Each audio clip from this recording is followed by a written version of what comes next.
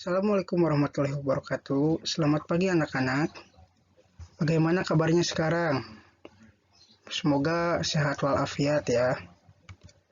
Oke, pertemuan kali ini akan membahas mengenai integrasi nasional.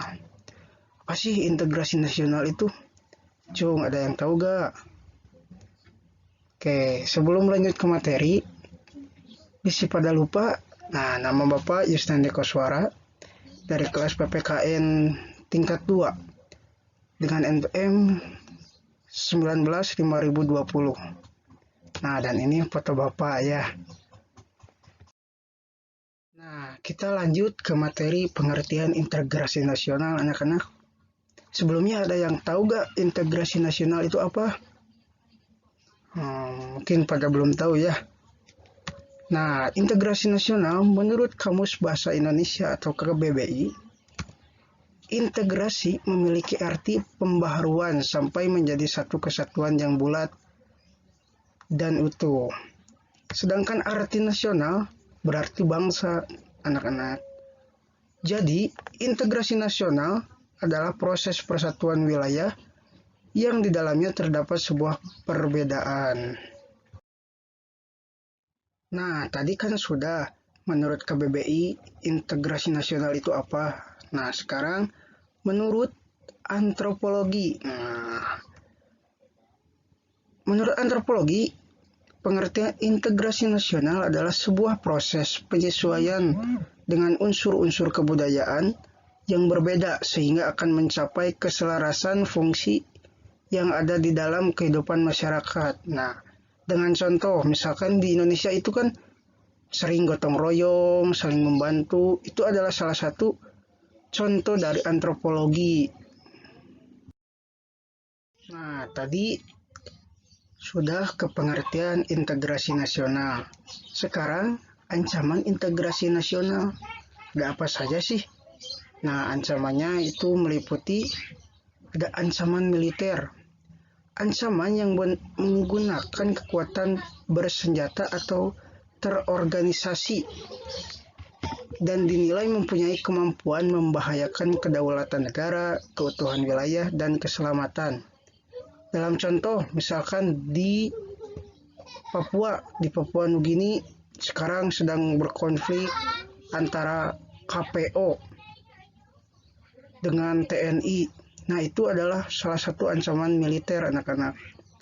Dan ancaman non-militer.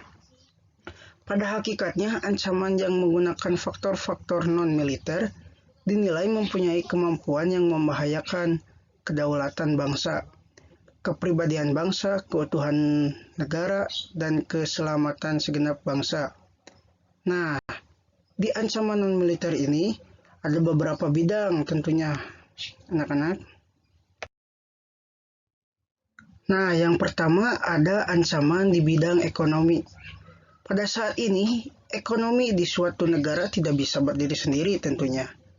Hal tersebut merupakan bukti nyata dari pengaruh globalisasi.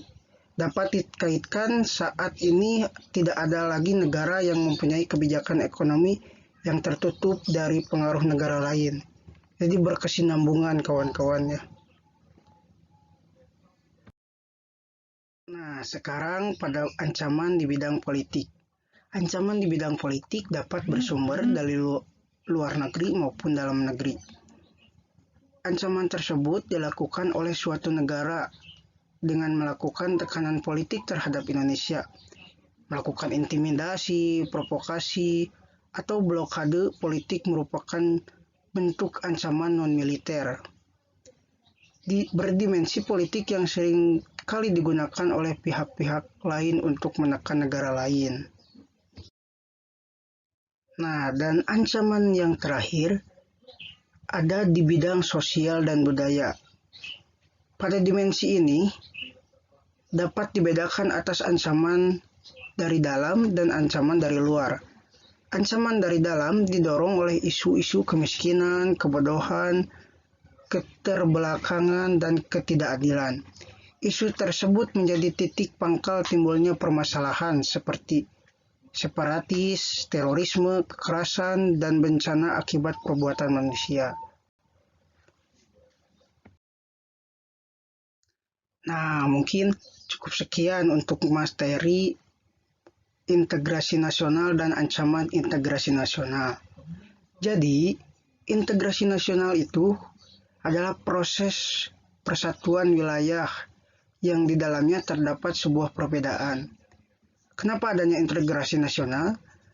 Kembali lagi pada semboyan kita berbeda-beda tetapi tetap satu.